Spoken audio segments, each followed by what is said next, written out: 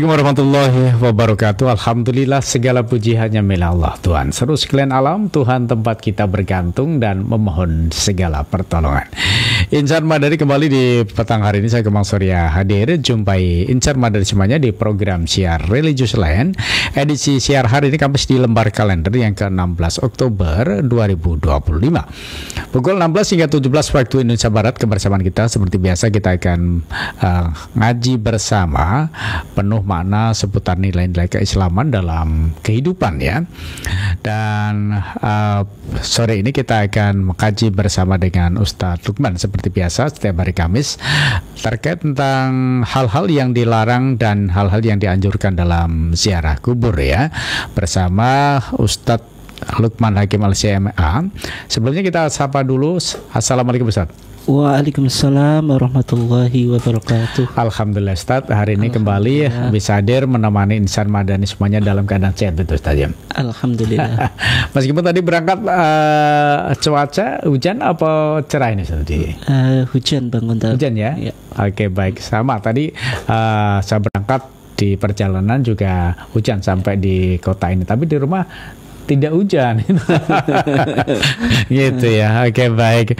Nah, kita akan mengupas bagaimana tuntunan Islam dalam berziarah, apa yang boleh dan tidak boleh dilakukan, serta bagaimana agar ziarah kubur menjadi sarana mendekatkan diri kepada Allah Subhanahu wa taala, bukan sebaliknya. Jangan lupa Anda bisa sampaikan nanti interaktif di 082339947707 ataupun juga bisa simak di radio streaming radiomadani.com, di YouTube-nya Madani Official dan Instagram Madani FM Bojonegoro.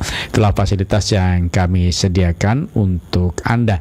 Ustadz, kita akan melanjutkan kajian kita pada minggu lalu begitu ya. Nah, Ustadz, dulu Rasulullah SAW itu kan sempat melarang ziarah kubur ya, kemudian membolehkan. Kira-kira apa makna perubahan hukum tersebut ke akhirnya kita diperbolehkan untuk ziarah kubur? Ya, terima kasih Bang Komang ya. Jadi di minggu yang lalu pernah kita singgung berkaitan tentang historitas ziarah kubur dalam syariat Islam ya, yang mana di awal-awal Nabi itu pernah melarang ziarah kubur. Sehingga kalau kita lihat di dalam hadis yang diriwayatkan oleh Imam Muslim dari sahabat Buraidah ibnul Husayb al-Aslami, di sana dijelaskan bahwasanya Rasulullah SAW bersabda, kuntu nahaitukum an ziyaratil kubur. Kuntu itu fi'lul madhi Bang Komang, atau kata kerja yang menunjukkan waktu lampau atau simple past itu.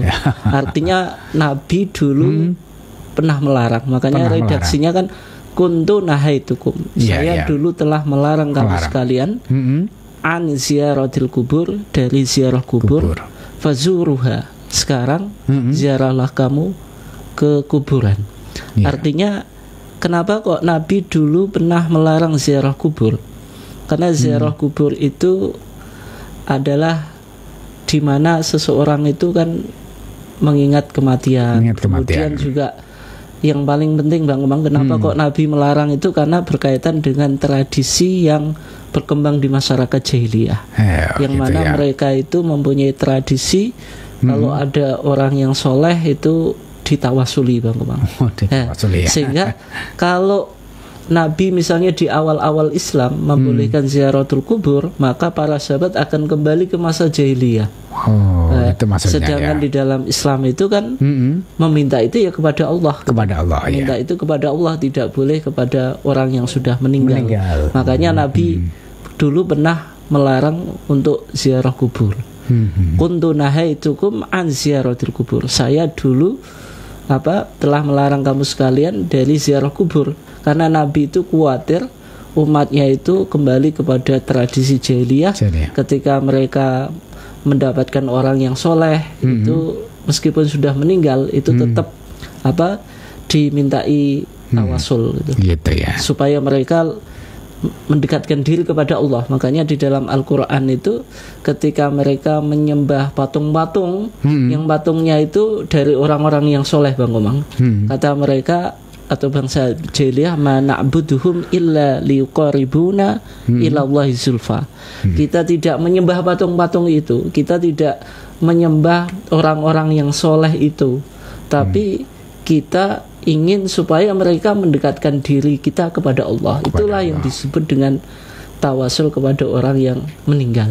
Makanya Nabi khawatir, sehingga Nabi melakukan tindakan yang disebut dengan tindakan preventif, Bang Omar. Di dalam teori hukum Islam atau usul fikih itu disebut saddu dzari'ah. Saddu dzari'ah itu sesuatu yang pada dasarnya itu mubah, Bang Omar. Tapi ketika berpotensi mengarah kepada kemaksiatan atau kerusakan, itu boleh diblokade, di stop atau Bang Omar dihadang supaya tidak terjadi kemaksiatan atau kerusakan. Ziarah kubur itu pada dasarnya boleh, tapi ketika berpotensi mengarah kepada kesyirikan, maka Nabi memutus jalan itu. Itulah yang disebut dengan saddu dzari'ah. Nah, tetapi ketika umat Islam akidahnya itu sudah kuat, Bang, sudah kuat, Nabi tidak khawatir lagi terhadap bahaya adanya meminta kepada kuburan. Nabi mulai memerintahkan para sahabat untuk ziarah kubur. Ala fazuruha, sekarang ziarahlah kamu ke kuburan. Artinya hukum yang baru ini dalam teori hukum Islam juga, Bang Omang, ini disebut nasikh. Nasikh itu hukum yang baru yang menghapus hukum yang sudah ada atau lama, Bang. Mungkin di undang-undang kan juga ada amandemen gitu. Di amandemen itu ya. Di amandemen. Nah, di Islam juga ada itu yang disebut nasikh itu. Nasikh itu raf'u hukmin syar'iyyan bidalilin syar'iyyan mutaakhirin. Menghapus hukum syar'i yang lama dengan dalil atau hukum yang baru Maka dalil yang lama itu disebut mansukh, dalil yang dihapus. Nasikh itu dalil yang menghapus. Berarti yang dihapus itu larangan ziarah kubur, sekarang ada perintah ziarah kubur. Maka ketika ada perintah jatuh setelah larangan, maka itu memberikan makna kebolehan, Bang Omang. Yang dulunya dilarang sekarang menjadi apa? Boleh. Al-amru ba'dan nahyi lil ibaha, atau al-amru ba'dan nahyi yufidul ibaha. Kalau ada perintah setelah larangan, itu menunjukkan sesuatu itu boleh. Nah, apa hikmahnya? Hikmahnya Nabi juga memberikan taklil atau alasan. Maka di dalam hadis yang ada dalam kitab Bulughul Maram yang ditulis oleh Al-Hafidz Ibnu Hajar Al-Asqalani, di sana disebutkan riwayat Imam Tirmidzi. Zada at-Tirmidzi atau at-Tirmidzi fa innaha tudzakkirul akhirah. Al-Imam At-Tirmidzi menambahi bahwasanya ziarah kubur itu mengingat kematian. Kalau kita ziarah kubur, Bang, pasti kita akan merasa bahwasanya kehidupan di dunia itu tidak abadi. Ada suatu saat kita akan menyusul saudara-saudara kita yang sudah meninggal, sehingga kita akan Bang Omang, akan ingat akhirat gitu. Maksudnya gitu ya. Mempersiapkan amal bagaimana apa bekal yang kita bisa persiapkan ketika kita nanti di alam kubur, kemudian di alam akhirat, karena kehidupan dunia itu tidak abadi. Nah, yang menarik, Bang Omang, di dalam riwayat Ibnu Majah, zada Ibnu Majah min hadits Ibnu Mas'ud. Al-Imam Ibnu Majah menambahi dari hadis Ibnu Mas'ud, bukan dari sahabat Buraidah ibn Husayb al-Aslami yang di hadis awal tadi. Ziarah kubur itu apa? Hikmahnya wa tuzahidu fid dunya, menjadikan kita zuhud di dalam kehidupan dunia.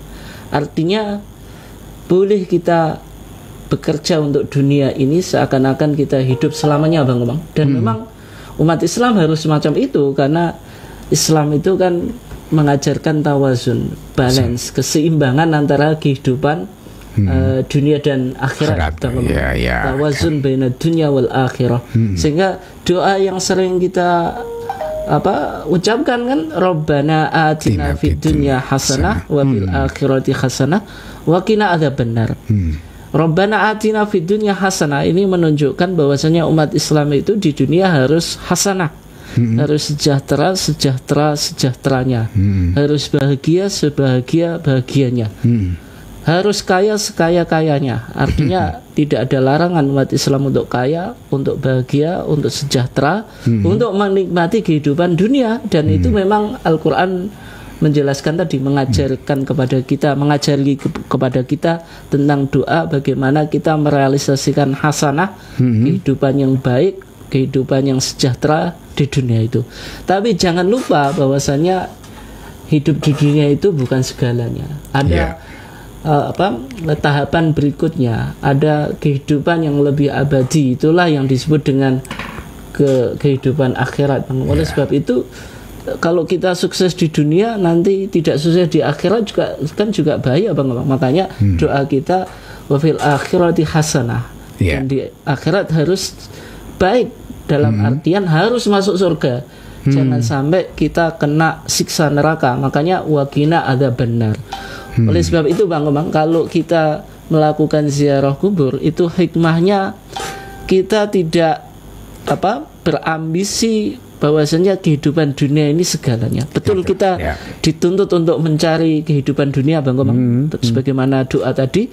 Tapi kehidupan di dunia ini nanti ada akhirnya. Dan dunia akan binasa nanti di hari kiamat. Itu yang disebut al-qiyamah al-kubra, kiamat yang besar. Dan kita juga akan mengalami kiamat as-sughra, yaitu dengan kita meninggal. Artinya kalau kita ziarah kubur, maka kita ingat bahwasanya kita nanti akan menyusul saudara-saudara kita. Oleh sebab itu kita termotivasi untuk mempersiapkan bekal apa yang kita akan siapkan nanti kalau kita menyusul saudara kita yang sudah ada di alam kubur itu, Bapak. Baik, kira-kira apa saja Ustadz yang dilarang ya untuk melakukan ziarah kubur itu? Apakah ada yang dilarang itu?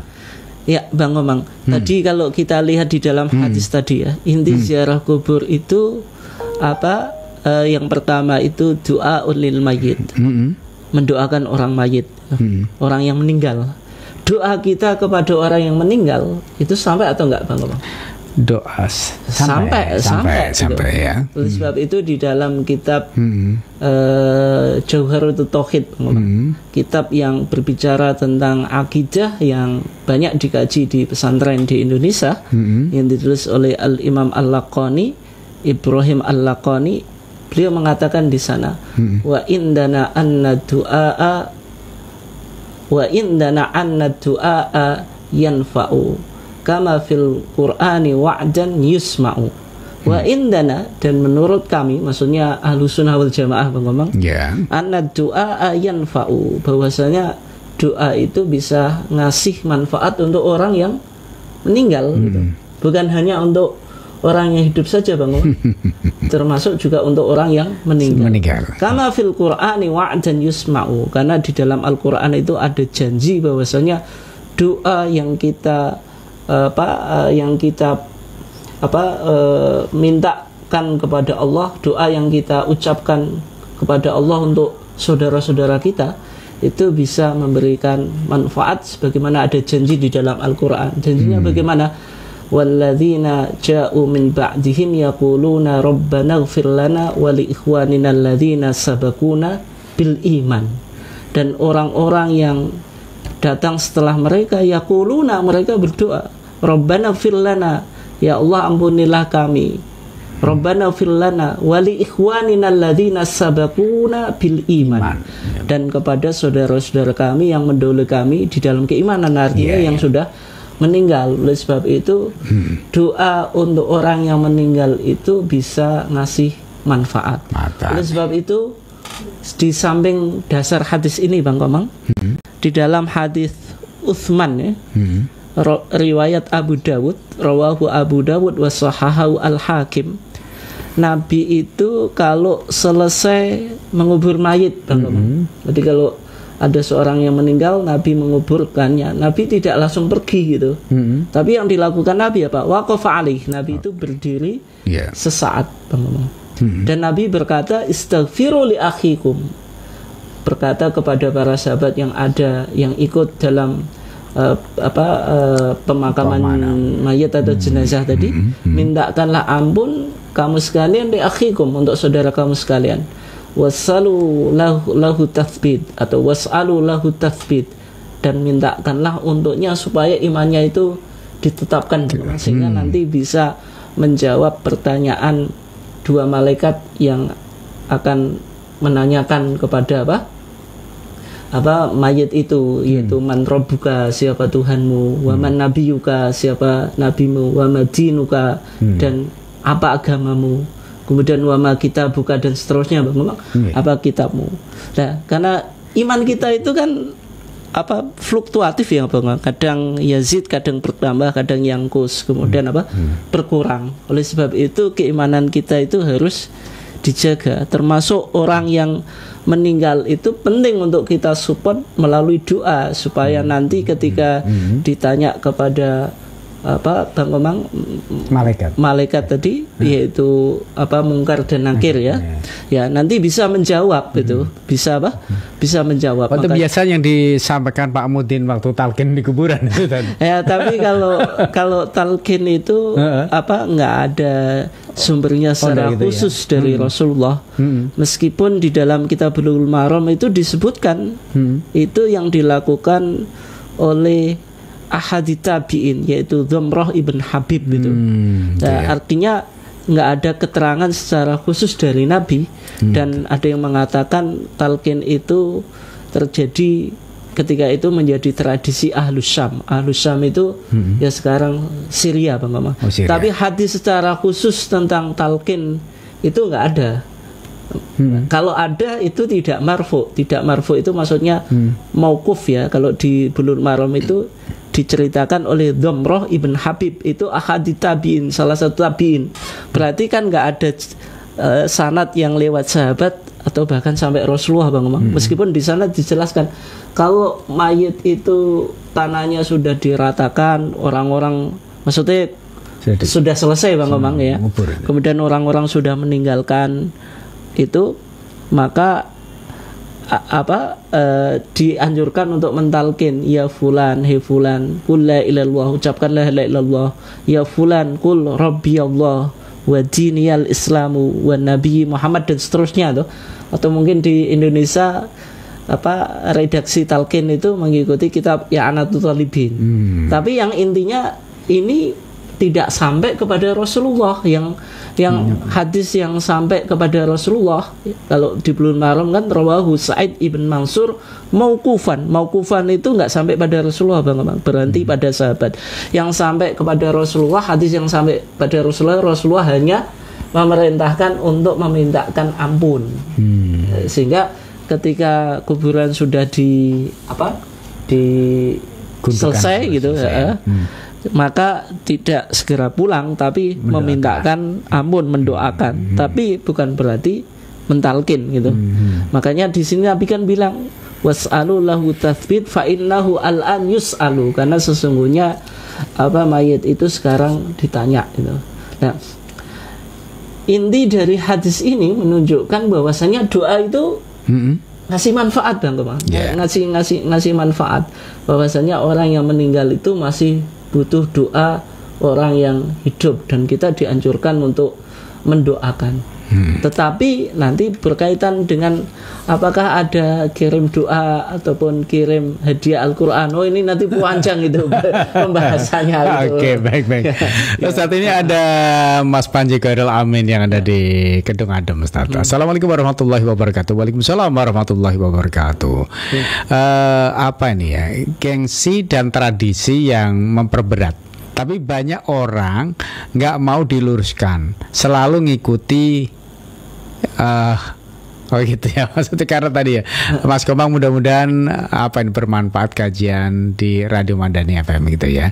Ya memang kadang orang seperti itu karena gengsi dan tradisi, Ustaz ya, melakukan hal-hal yang sebenarnya kan tidak anjuran dari Rasulullah gitu ya. Seperti talqin tadi, tapi karena gengsi atau tradisi sehingga Pak Mudin selalu begitu melakukan. Ya, makanya kan penting untuk kita pahami bahwasanya ibadah itu bisa diterima itu ketika terpenuhi dua syarat. Yang pertama al-ikhlas. Ikhlas itu kita niatkan ibadah itu ya lillahi ta'ala wa ma umiru illa liya'budullaha mukhlishina lahuddin. Kemudian Nabi juga bersabda, innamal a'malu binniyat wa innamal likulli imri'in ma nawa. Yang kedua Bang Komang, selain ikhlas, ibadah itu harus mutaba'ah atau muwafaqah, yaitu sesuai dengan apa yang diajarkan oleh Nabi atau mengikuti apa yang diajarkan oleh Nabi. Oleh sebab itu, kalau tadi berkaitan dengan doa setelah memakamkan jenazah, memang itu ada anjuran untuk mendoakan itu. Tapi beda dengan talqin itu. Kalau talqin itu hadisnya dalam keterangan Al-Hafidz Ibnu Hajar Al-Asqalani dalam Bulughul Maram, itu rawahu Sa'id bin Mansur mauqufan. Hadisnya itu mauquf, enggak sampai kepada Rasulullah, berhenti pada sahabat. Yang menceritakan itu Dhamrah ibn Habib, salah satu tabi'in. Artinya kalau tabi'in itu kan orang yang pernah ketemu sahabat itu, tidak pernah ketemu Rasulullah itu. Nah, sedangkan hadis yang marfu' yang sampai kepada Rasulullah itu riwayat Abu Dawud dari sahabat Utsman ibn Affan, salah satu dari Al-Khulafa Ar-Rasyidin itu kan Utsman ibn Affan, Bang Komang, atau Al-Khalifah Ats-Tsalits, yaitu khalifah yang ketiga dalam sejarah Islam. Dan Nabi menganjurkan untuk memintakan ampun gitu. Memintakan ampun, istaghfiru li akhikum was'alu lahu tathbit, dan memintakan kepada Allah supaya imanannya itu ditetapkan, konsisten dalam memegang keimanan. Fa innahu al-an yus'alu, karena sekarang dia ditanya, meskipun tidak diajari. Misalnya nanti kalau ada malaikat yang datang, jangan gentar, jangan takut. Kalau ditanya siapa Tuhanmu, katakanlah Rabbi Allah, Tuhanku Allah. Kalau ditanya madinuk, apa agamamu, wadini al-Islam, agamaku Islam. Kalau ditanya waman nabiyuk, siapa nabimu, wan nabiyyi Muhammadun, suruh mengucapkan nabiku adalah Muhammad. Meskipun itu tujuannya Bang, itu baik ya Bang, tapi dari segi hadisnya itu tidak marfu' dari Rasulullah gitu. Dan meskipun mungkin tidak ditalkin seperti di dalam hadis yang mauquf yang berhenti pada sahabat ini, yang tidak sampai pada Rasulullah. Kalau seorang yang beriman tentu maka tergantung keimanannya itu. Ketika ia memiliki iman yang kuat, maka pertanyaan yang berkaitan dengan man rabbuka, siapa Tuhanmu, kemudian man nabiyuka, siapa nabimu, wa madinuk, apa agamamu, itu mudah untuk dijawab. Meskipun kalau ataupun sebaliknya Bang Komang, meskipun misalnya dia di Indonesia itu berpendidikan yang cukup tinggi gitu, gelarnya doktor, kemudian memiliki gelar profesor juga gitu. Ditanya 3 itu padahal sudah profesor doktor gitu, di dunia cukup fasih menjawabnya, tapi ketika tidak memiliki keimanan maka tidak bisa menjawab 3 pertanyaan itu. Dan ujian yang menarik itu Bang Komang, itu ujian di alam kubur itu, karena pertanyaannya itu sudah dibocorkan Bang Komang. Kalau ujian di dunia itu nggak ada Bang Komang yang dibocorkan itu. Dan kalau membocorkan rahasia itu malah pemelanggar undang-undang, ditangkap polisi. Iya, makanya disebut di ujian itu rahasia negara gitu. Mungkin ujian-ujian yang mengandung unsur KKN itu kan berusaha untuk cari soalnya apa nanti supaya bisa lulus dan mendapatkan jabatan. Tapi di ujian di alam kubur ini berkaitan dengan keselamatan kita di akhirat Bang. Jadi kalau kita di alam kubur itu selamat, nanti di alam akhirat juga selamat. Itu pertanyaannya sudah dibocorkan. Pertanyaannya cukup mudah, tapi ternyata yang bisa menjadikan kita bisa menjawab pertanyaan tadi bukan karena kita hafalkan, tapi berkaitan dengan apa Bang Komang? Amal perbuatan kita ya. Dunia. Ya. Baik Ustadz, kita akan break dulu. Nanti yang mau ikutan gabung saya buka di 082339947707. Telah break dan nikmati komersial berikut ini. Jangan kemana-mana. Ustadz Madani dimanapun Anda, kembali masih dari jantung kota Bojonegoro, Jalan Tokumar 48 di program siar Religious Land di edisi siar hari ini, dan kembali kita masih mengkaji bersama terkait tentang hal-hal yang dilarang dan yang dibolehkan dalam ziarah kubur. Silakan Anda bisa manfaatkan di 082339947707. Itulah fasilitas yang kami sediakan untuk Anda. Nah, saat ini ada yang menanyakan begini. Assalamualaikum warahmatullahi wabarakatuh, Ustadz. Saya izin bertanya. Dalam sebuah keluarga, setiap menjelang Ramadan mereka berziarah bersama dan membawa makanan, lalu makan bersama di area pemakaman, Ustaz. Tujuannya untuk mengenang leluhur. Apakah kebiasaan seperti ini diperbolehkan menurut tuntunan syariat? Iya, terima kasih. Makan bersama keluarga ketika menjelang Ramadan di kuburan, Ustaz. Iya. Ya memang ada tradisi di masyarakat ketika di bulan Sasi Ruwah atau Sya'ban itu di menjelang Ramadan itu biasanya ada ziarah kubur gitu. Yang mana dalam tradisi tersebut ada bersih-bersih kuburan gitu. Kalau bersih-bersih kuburan sebenarnya tidak ada masalah Bang Komang. Kemudian kalau mungkin orang yang di luar kota pulang di desanya pada saat waktu tersebut ziarah kubur juga nggak apa-apa. Tapi kalau mengkhususkan waktu Bang Komang, itu yang tidak ada hadisnya secara khusus. Artinya memahami ziarah kubur itu sunnahnya di bulan Sya'ban atau Sasi Ruwah menjelang Ramadan. Dan itu nggak ada. Yaitu ketentuan waktu ziarah kubur yang mana dianjurkan ketika menjelang Ramadan. Demikian juga ziarah kubur makan-makan.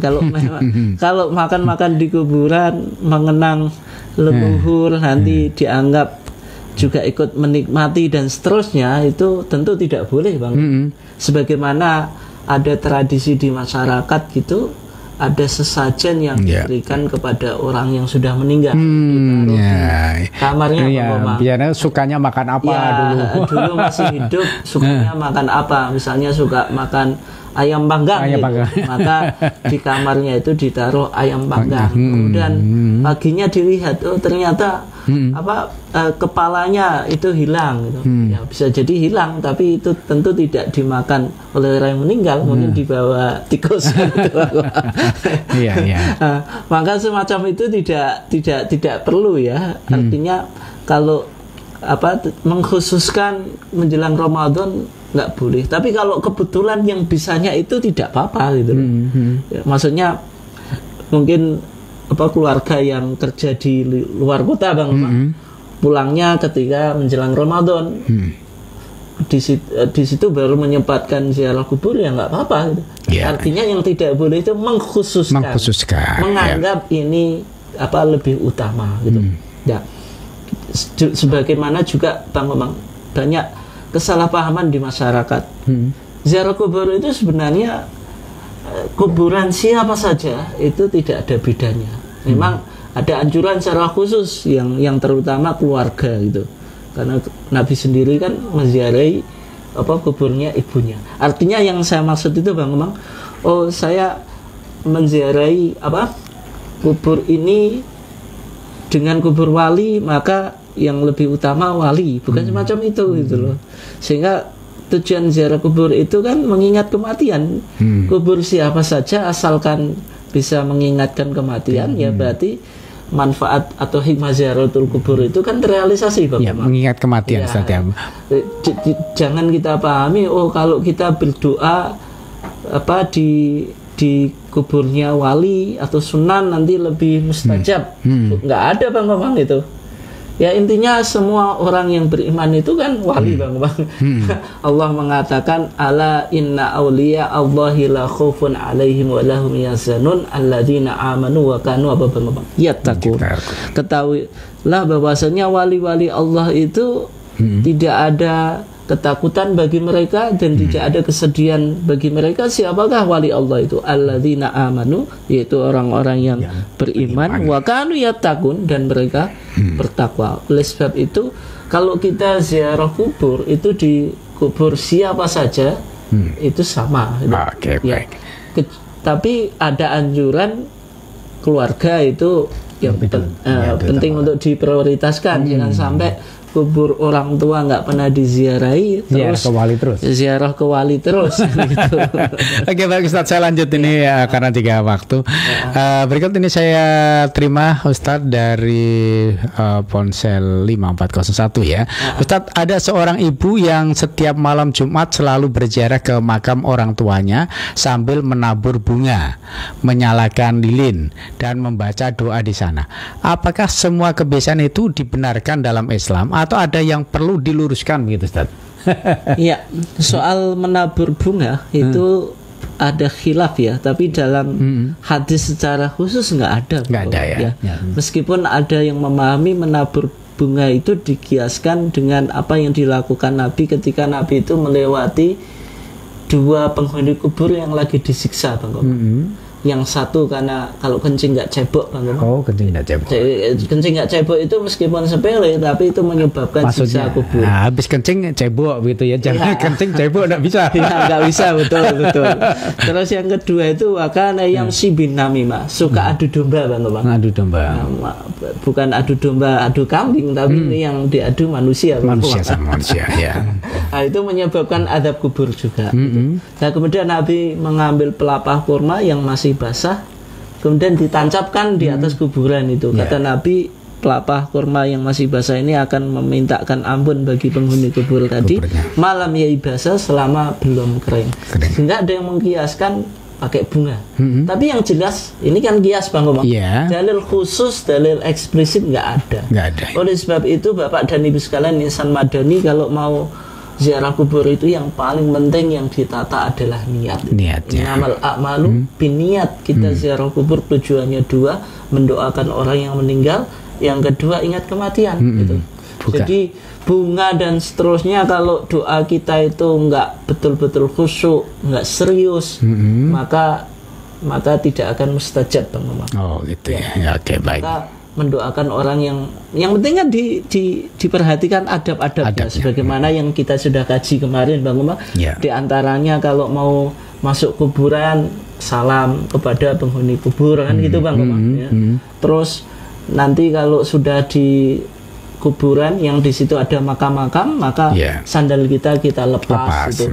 Sudah sampai di kuburan itu boleh kita salami secara khusus keluarga kita, misalnya assalamualaikum ya abi itu siapa gitu, ya umi itu, ya artinya kita ajak seolah-olah kita ngomong, Bang. Terus kita doakan gitu.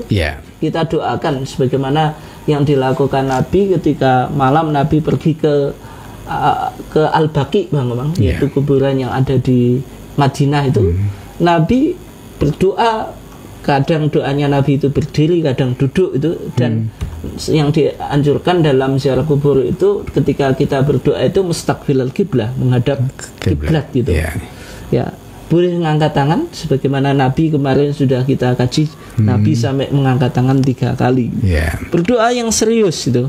Nah, kemudian apakah di antara doa itu menghadiahkan bacaan Quran? Nah, itu juga nggak ada dalil khususnya, Bang. Sebagaimana hadis yang baru saja kita bahas, Bang. Hadis Utsman ibn Affan ketika Nabi selesai memakamkan jenazah, Nabi menyuruh sahabat memintakan ampun, tidak menyuruh para sahabat untuk membacakan Al-Quran.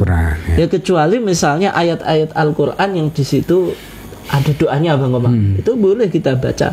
Tapi kalau di kuburan hataman Quran itu nggak ada dalil secara khusus, kemudian sholat juga, Bang Maman, itu malah nggak boleh, itu nggak boleh.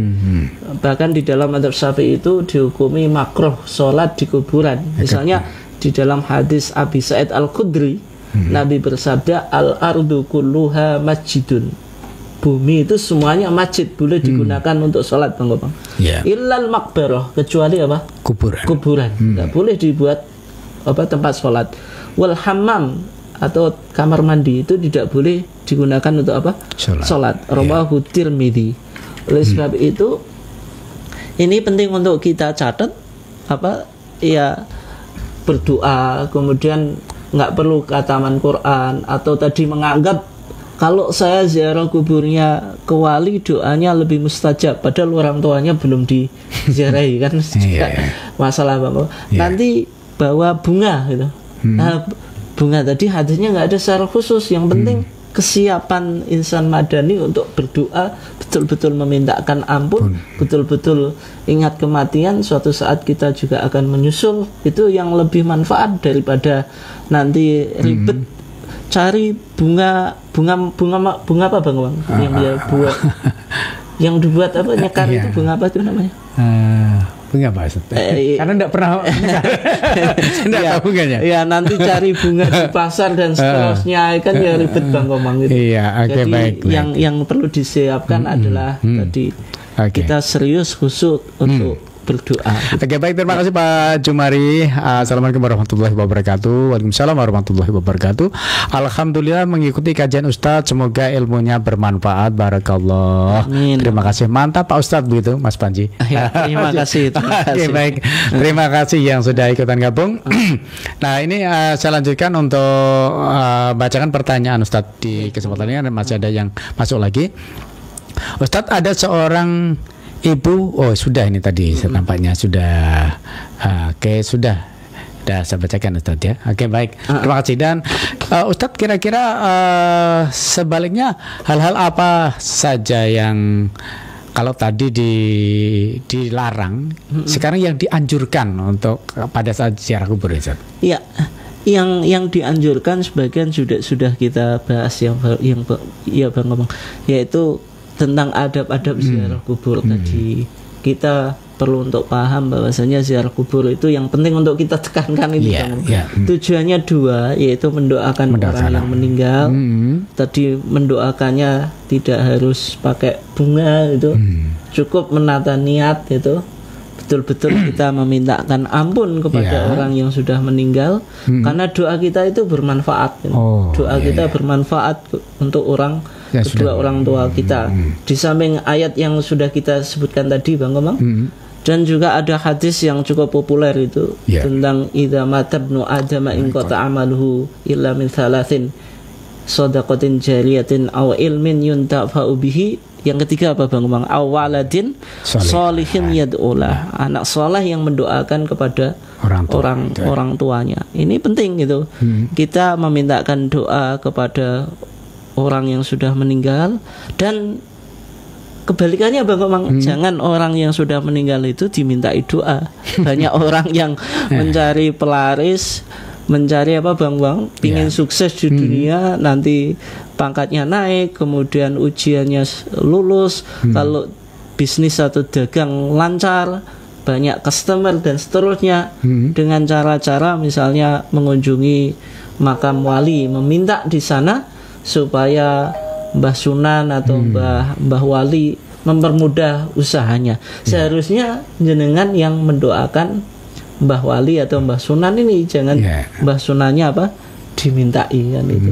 Nah, ini kan penting untuk kita pahami Bang Komang. Terus yang kedua itu mengingat kematian. Dan terus di antara hal yang penting untuk kita pahami tadi adabnya. Ketika masuk kuburan ya mengucapkan salam. Kemudian jangan sampai duduk di atas kuburan, kemudian alas kaki atau sepatunya dilepas dan seterusnya ketika berdoa menghadap kiblat dan seterusnya. Oleh sebab itu yang penting untuk kita pahami tadi bahwasanya ziarah kubur itu tujuannya tadi dua Bang Komang, yaitu mendoakan kepada orang yang meninggal, kemudian ingat kematian. Itu yang penting untuk kita pahami itu. Itu.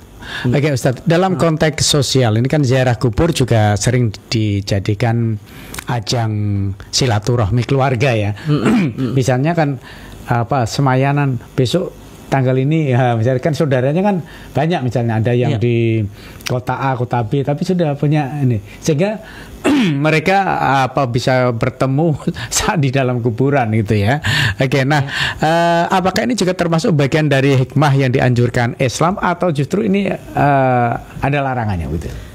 Ya, kalau hanya membuat janji untuk ketemuan itu ya nggak apa-apa, kan itu persoalan keduniaan ya. Tapi kalau mengkhususkan janjinya di kuburan, nanti kita makan-makan di sana biar tadi bapak atau ibu yang di kuburan melihat senang, bukan semacam itu yang tidak diperbolehkan. Iya, jadi ketemunya malah di kuburan bukan di rumah gitu ya, karena sudah semuanya rumahnya pindah semuanya, ada yang di Malang, ada yang ada di Mojokerto, ada di Jombang, sehingga janjiannya ketemunya di kuburan, kan rumah di sini sudah ada punya.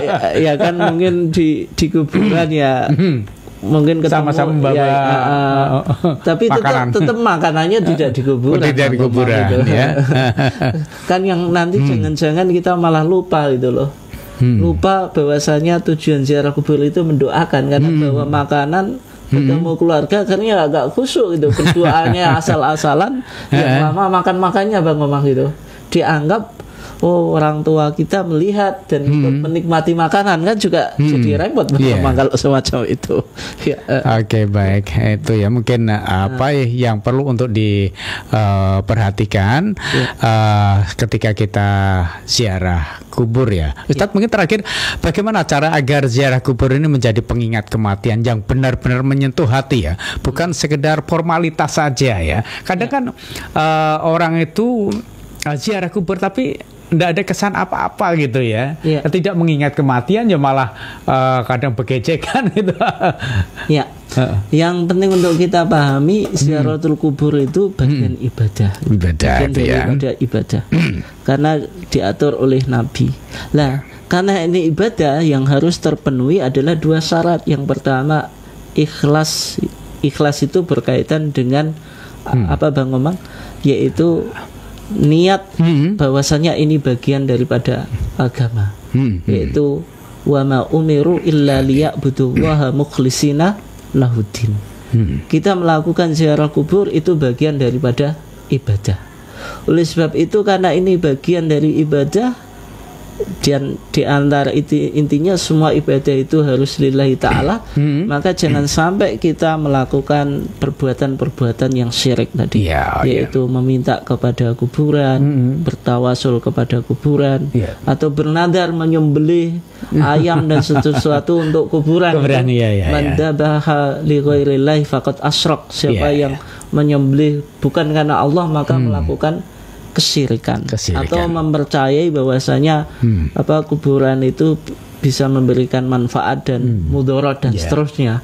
Maka hal-hal ini harus kita jauhi, bahwasanya kita ziarah kubur itu ya ibadah lillahi ta'ala, betul-betul menjalankan syariat Allah, yaitu yang mana dijelaskan Nabi itu fa innaha tudzakirul akhirah, mengingatkan akhirat. Yang kemudian yang kedua itu mengikuti tuntunannya Nabi. Kalau kita mengikuti tuntunannya Nabi kan nggak repot Bang Komang, nggak harus pakai bunga, nggak harus persiapan ini dan itu. Nanti apalagi dipahami ziarah kubur harus tadi bawa makanan, kan ribet kita mempersiapkan makanan. Kalau kita mengikuti petunjuk Nabi kan cuma hafalkan doa ketika kita mau masuk kuburan gitu. Kemudian jangan sampai menginjak kuburan. Kalau pakai sepatu dilepas. Nanti ketika berdoa menghadap ke kiblat, boleh ngangkat tangan, boleh tidak. Berdoa yang serius kan mudah tuh Bang. Baik. Itu cukup mudah. Baik. Terima kasih Ustaz. Masya Allah, begitu banyak hikmah yang bisa kita petik dari perbincangan atau kajian kita pada hari ini, bahwa ziarah kubur bukan sekedar kunjungan ke makam, melainkan sarana untuk mengingat kematian, mempertebal iman, dan mendekatkan diri kepada Allah Subhanahu Wa Taala. Terima kasih untuk Ustaz Tukman Hakim LCMA. Insya Allah minggu depan kita akan lanjutkan begitu, atau mungkin dengan tema yang lain, atas pencerahan dan dan ilmunya semoga menjadi amal jariah dan membawa manfaat bagi kita semua. Untuk insan madani yang sudah menyimak dari rumah, kantor, atau di perjalanan, terima kasih atas kebersamaan Anda. Jangan lupa ikut terus program Religious Line setiap Kamis pukul 16 hingga 17 waktu Indonesia Barat, hanya di Madani FM Bojonegoro, menyejukkan hati, mencerahkan jiwa. Saya Komang Surya, pamit undur diri. Fastabikul khairat. Wassalamualaikum warahmatullahi wabarakatuh.